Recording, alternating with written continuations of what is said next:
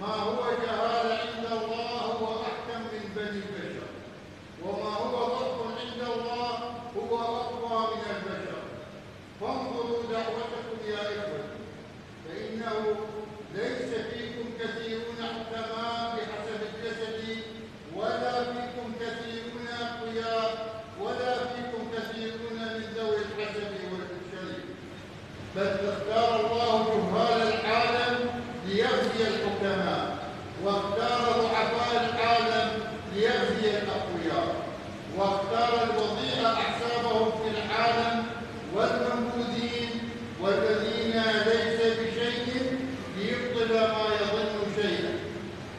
لكي يفتخر بين يديه كل ذي جسد، وأنتم أيضا من الله في يسوع المسيح الذي صار لنا من قبل الله حكمة وبرا وقداسة وفداء، كما هو مكتوب: من يفتخر فليفتخر بالله. وأنا حين أتيتكم يا إخوتي لم آتكم ببراعة الكلام ولا بالحكمة، بشرتكم بسر الله، ولا قضيت على نفسي بينكم. إنني أعرف شيئا سوى يسوع المسيح ومعرفتي به مصلوبا، وكنت عندكم بخوف كثير ورحلة، ولم يكن كلامي وتفكيري بإقناع كلام الحكمة، بل ببرهان الروح والقوة، لئلا يكون إيمانكم بحكمة البشر بل بقوة الله، على إننا ننطق بالحكمة بين الكاملين، لا بحكمة هذا العالم ولا بحكمة سلاطين الذين يزعمون، بل نتكلم بحكمة الله التي كانت سرا وخفية، والتي سبق الله وأبرزها قبل الظهور لمجده، تلك التي لم يعرفها أحد من سلاطين هذا العالم، لأنهم لو عرفوها لما صلبوا رب المجد. بارك يا سيدي.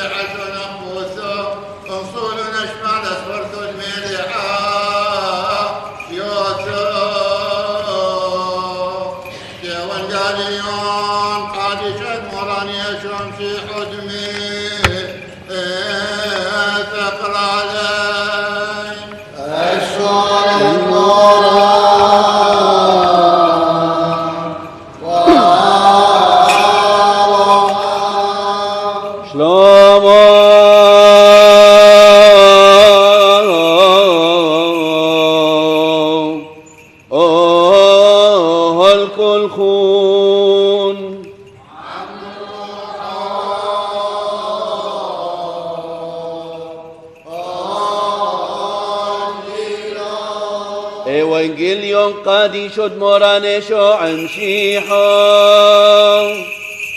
zberto mahyoni to min luqom sabrono dam saber hayu furqo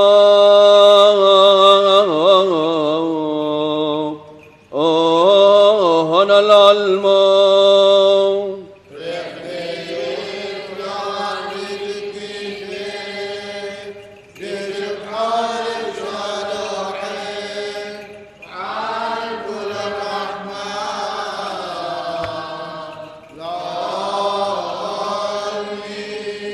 زبنه خيل درم رومي دصيبود مورا ولوهان فاروق ديلان يشو امشيحو ملتو تحايا الله دد بسر من بتلتو قادشتو مريم هولندين هو خانه واي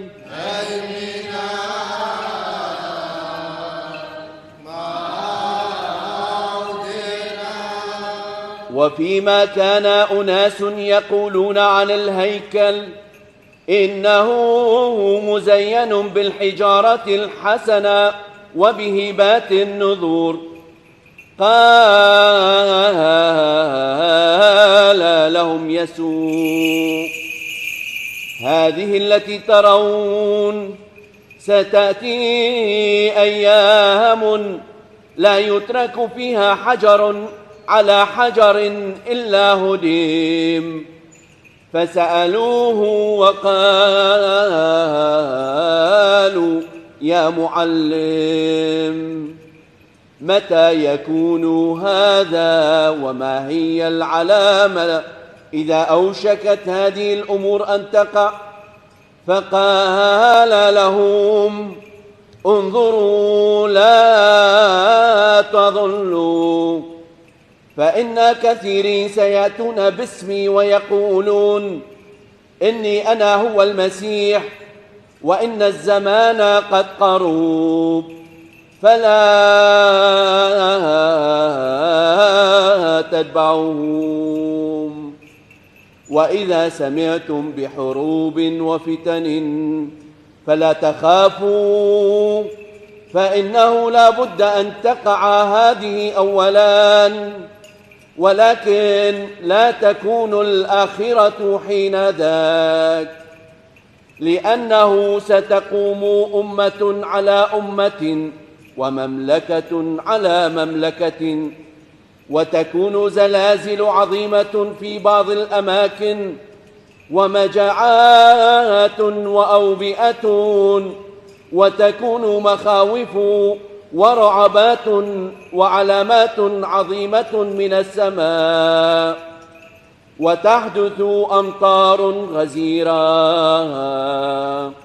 فإذا رأيتم أورشليم قد أحاط بها الجنود فاعلموا أن خرابها قد دنا، وحينئذ ليهرب الذين في اليهودية إلى الجبال، والذين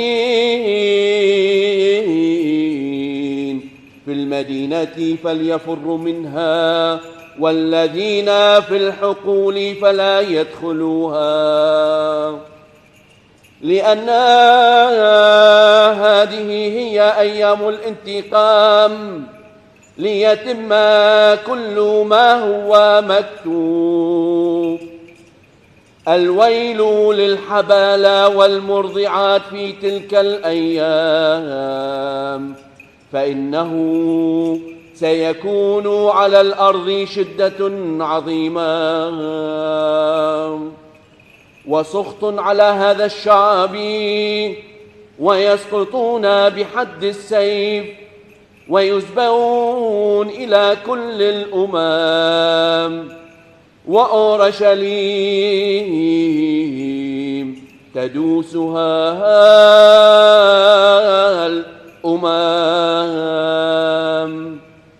إلى أن تتم أزمنة الأمم، وتكون علامات في الشمس والقمر والنجوم، ويكون على الأرض ضيق للشعوب وحيرة من جيشان البحر، وتزهق نفوس الناس من الخوف وانتظار ما سيحل بالمسكونة، وتتزعزع قوات السماء، وحينئذ يرون ابن الإنسان آتيا في سحابة مع قوة كثيرة ومجد عظيم. فإذا بدأت هذه أن تحدث تشجعوا وارفعوا رؤوسكم، لأن خلاصكم قد قربا.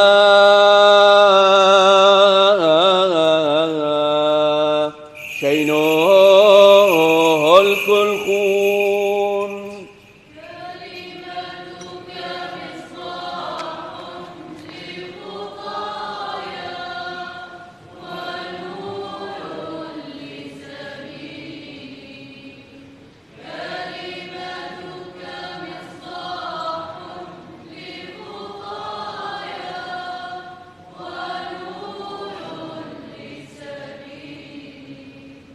باسم راعينا الجليل مار أثناسيوس كراس دردر، وكانت الرعية الأب أفرانسون، والرعية نرحب بحضور أبونا نور القسموسة اللي جاء من أستراليا.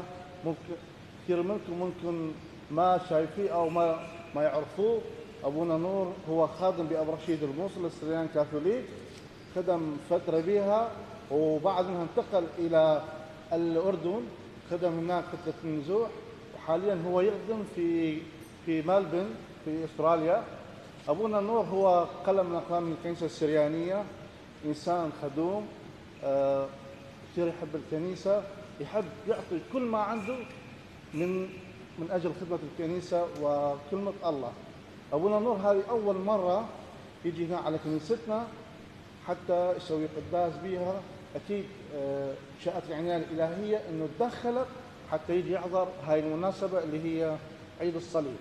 كما نشكر إذاعة قناة العراقية لأن هي دائما تجي تغطي كل النشاطات الكنسية، واللي هي عندها رسالة محبة وسلام تخدم أبناء هذا الوطن. أهلا وسهلا بك أبونا النور بكنيستك. بسم الله والابن والروح القدس الإله الواحد آمين. مساء الخير إخوتي الأحباء. أكيد بداية أنه أحب أشكر سيدنا فراس دردر وأبونا أفرام اللي سمحوا لنا اليوم أنه نلتقي بكم ونقدس سوية بهالمناسبة الكبيرة اللي هي عيد اكتشاف الصليب. فشكرا جزيلا أبونا. إخوتي الأحباء،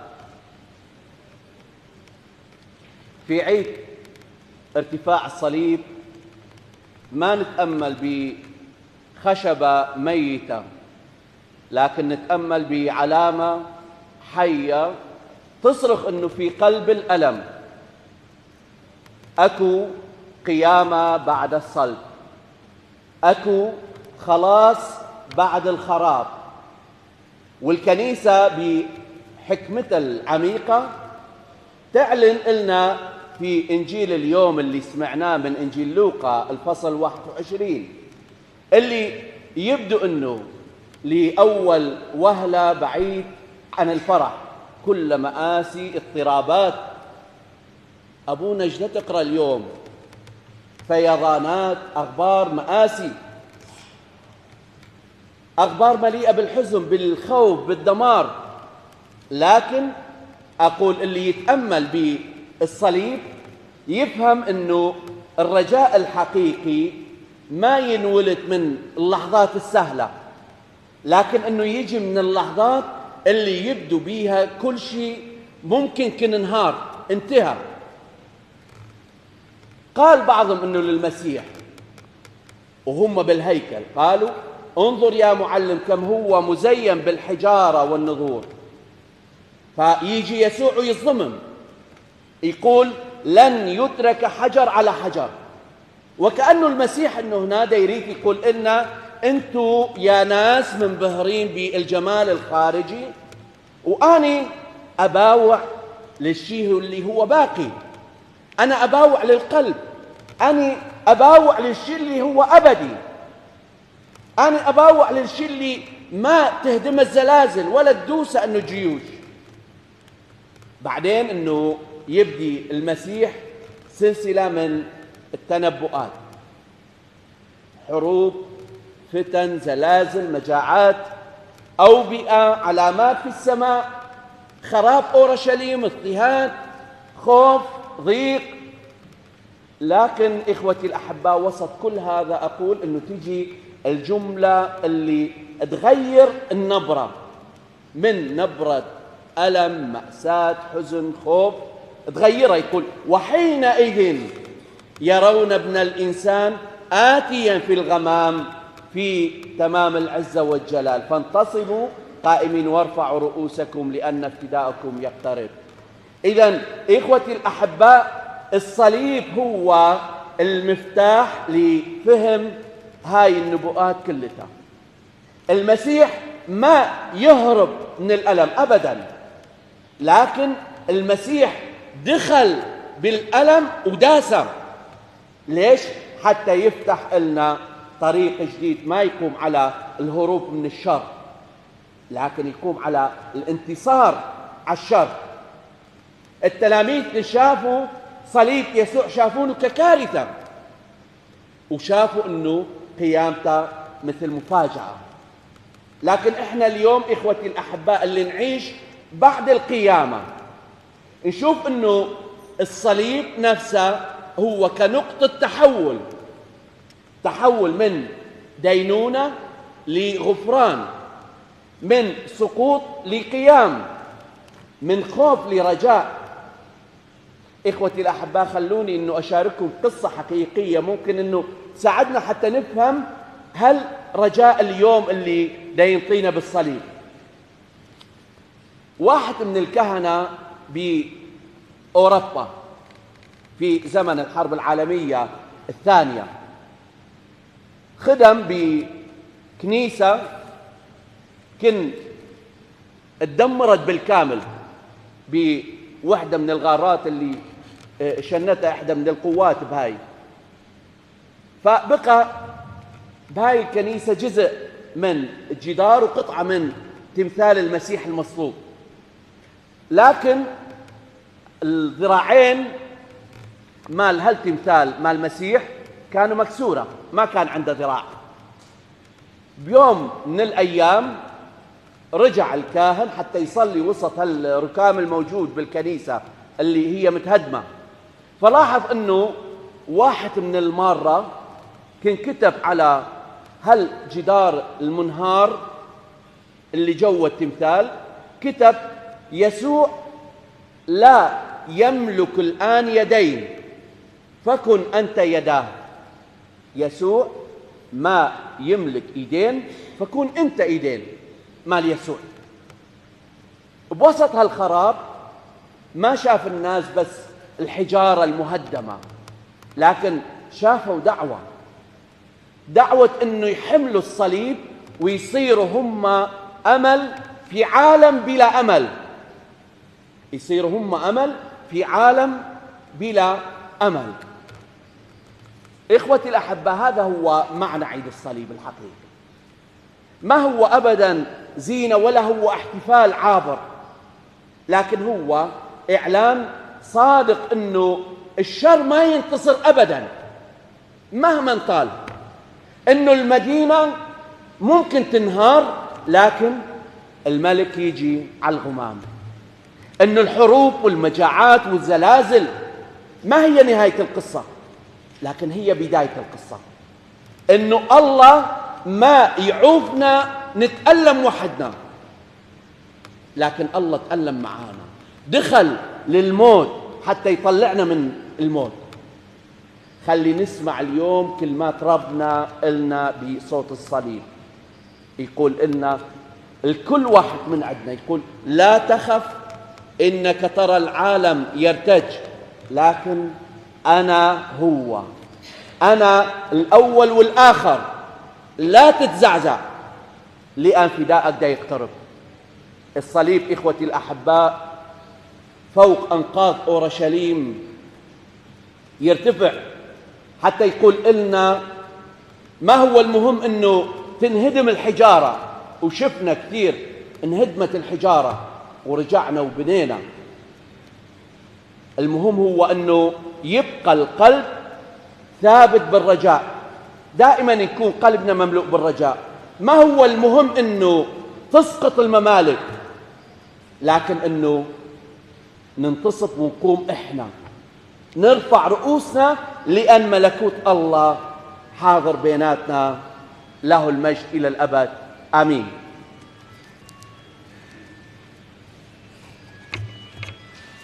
فلنقبل من الله غفران الذنوب والصفح عن الخطايا إلى أبد الآبدين. آمين. قدوس الآب القدوس، آمين. قدوس الابن القدوس، آمين. قدوس الروح الحي القدوس، آمين. فلنقف حسنات وبصلاة يجيبوا قائلين: نؤمن بإله واحد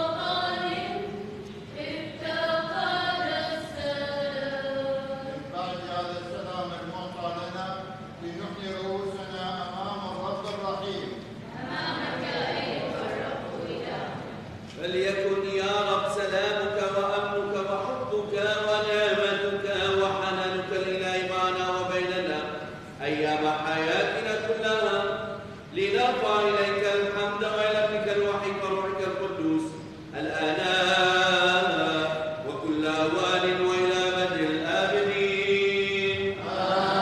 آمين. نسجد أمامك يا ملك الملوك ورب الأرباب، ونطلب منك يا رب المقسط يمين حنونك على عبيدك هؤلاء المحنين أمام عظمة جلالك الرحيم، وتبارك غنم رعيتك المفتدات بدم ابنك الوحيد الطاهر. احفظها واصفح عنها وقدسها، واجعل اليد الغنم حيا كرسمك الحي. تعالوا بعدوك رعيتك المفتدات، فنرفع اليك الحمد والى ابنك الوحيد وروحك القدوس لان كل اوان والى ابد الابدين. آمين. لن نقف حسنا يا إخوتي بالخوف والورع والطول والقداسة والحب والإيمان الحق، ونتأمل بالتقوى في هذه الترجمة الرهيبة المقدسة الموضوع أمامنا، التي يقربها الكاهن الورع ويقدم عنا لله الآب رب الكون ذبيحة حية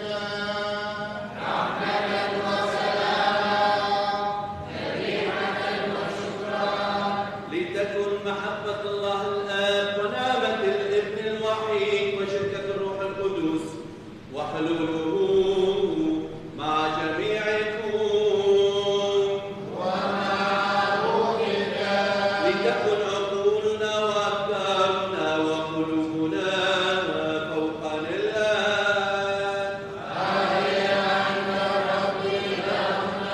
لنشكر الرب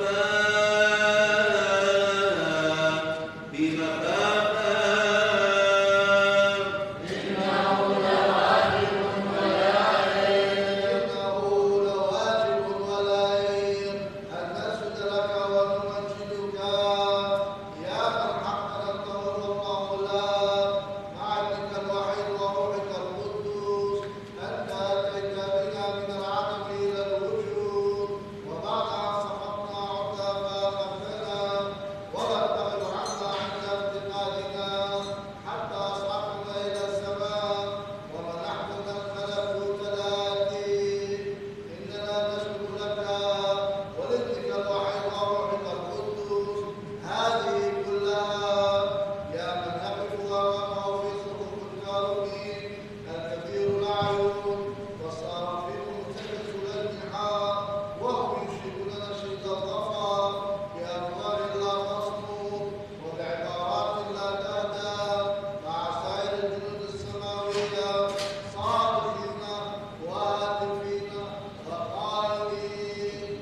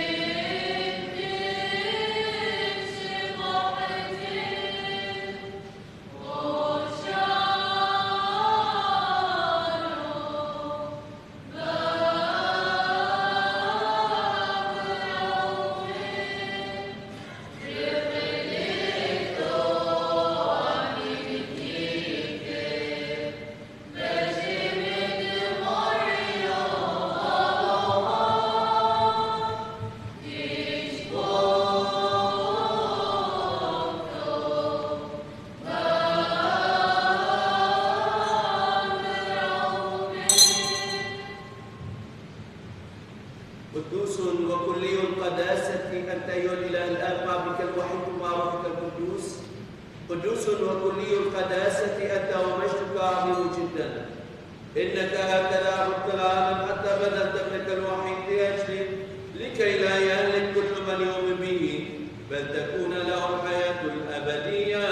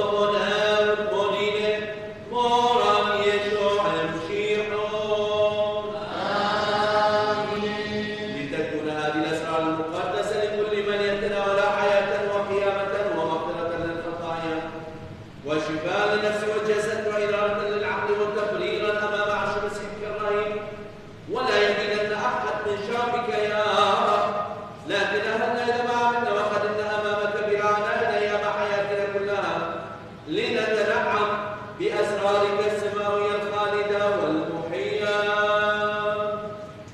بارك يا سيد، إننا نصلي متضرعين إلى ربنا وإلهنا بهذا الوقت المقدس من أجل آبائنا المفروضين الحق الأعظم ما لهم الرابع عشر بابا وما لبناطيوس بقيتنا وما لبناطيوس براس مطراننا مع سائر الأساقفة المستقيمين الإيمان، فلتكن صلاتهم حمدنا ولنتضرع إلى الرب.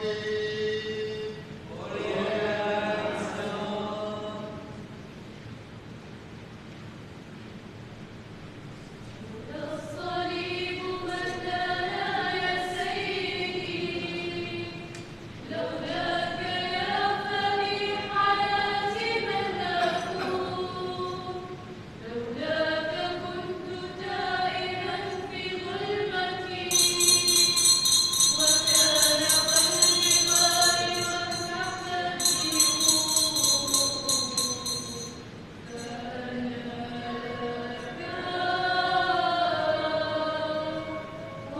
ولغيرك لن أكون،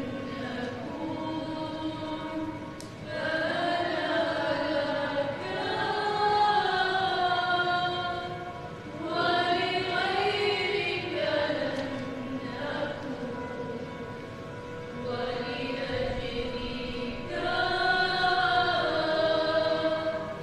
كل تضحية تكون، ليس مثلك من يحبني بفؤاده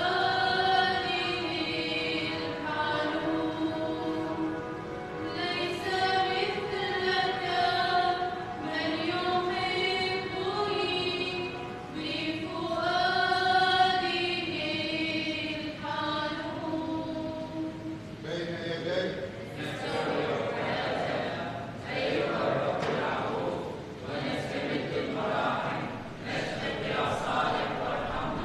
أيها الإله الحي والرب الكريم، إياك نستودع أنفسنا وبعضنا بعضا على رجاء الحياة الأبدية بالمسيح، ونتعظ متضرعين إليك يا رب تشفق علينا وعلى شعبك المؤمن النازل أمامك بخسارة حلالك، وإننا ندعوك أيها الآب القدوس بشهادة ضميرنا الخالصة ونصلي قائلين: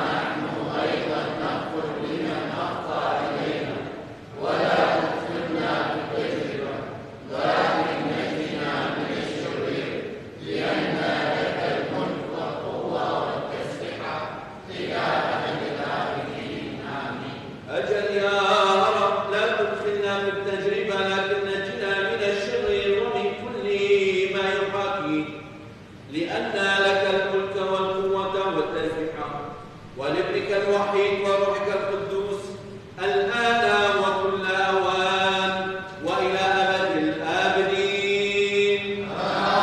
آمين. السلام لجميعكم.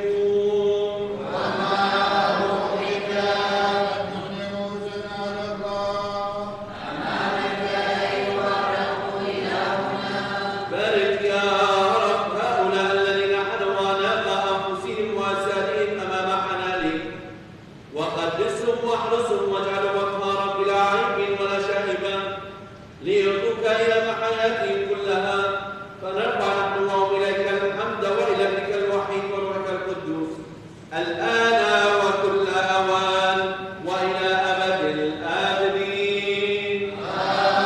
آمين. السلام لجميعكم.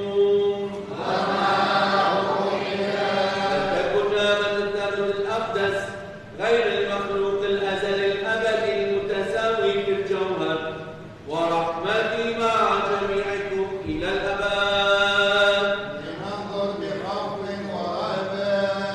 اشهد يا رب وارحمنا. الأقداس للقديسين وللأطهار طوبى. واحد هو الآب القدوس، واحد هو الابن القدوس، واحد هو الروح الحي القدوس، المجد للآب والابن والروح القدوس، الإله الواحد إلى أبد الآبدين آمين. معنى الآب الواحد القدوس الذي خلق العالم بحنانه. معنى الابن الواحد القدوس الذي خلصنا بآلامه الثمينة. معنى الروح الواحد الحي القدوس المتمم والمكمل كل ما كان وما سيكون. تبارك اسم الرب من الأزل وإلى أبد الآبدين آمين. إنا فلك القدوس الطاهر يا رب، وعلى وقال كل من يأكل جسدي ويشرب دمي ويؤمن بي يثبت في وأنا فيه، وأنا أقيمه في اليوم الأخير. فإن الآن يا رب أن نتناولك قربانا إلهيا فنستحق بك غفران الخطايا والصفح عن الآثام يا ربنا وإلهنا إلى الأبد آمين. قرباني وبصرة وردة نفعل جملة بوهن نرجي ولن تفعل نودنا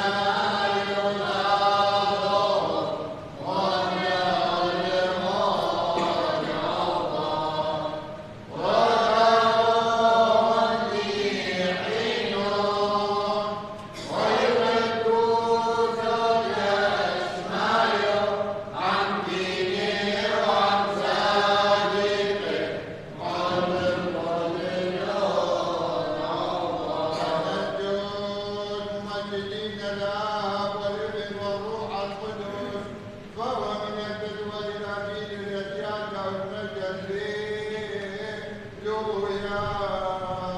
من مذبحك المبرر فلينحدر الغفران لعبيدك ان الله الذي يقتل خلاصنا وسياتي لبعثنا وتجديد جنسنا الى الابد. ابسط يا رب يمينك بين المنظور وبارك هذا الجمع الساجد لك القابل جسدك ودمك الكريم لغفران الذنوب وصرعان الخطايا والإسلام وجاء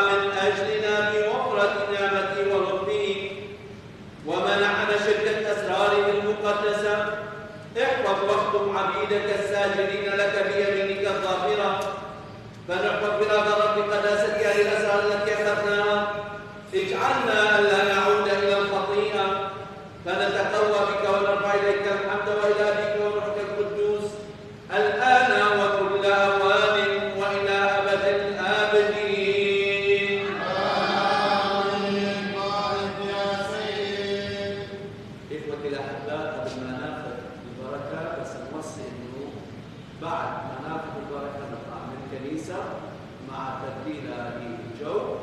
هناك عند الشعلة راح نرتب ونقول حسايا بمناسبة عيد الصليب ونشعل الشعلة بهالمناسبة.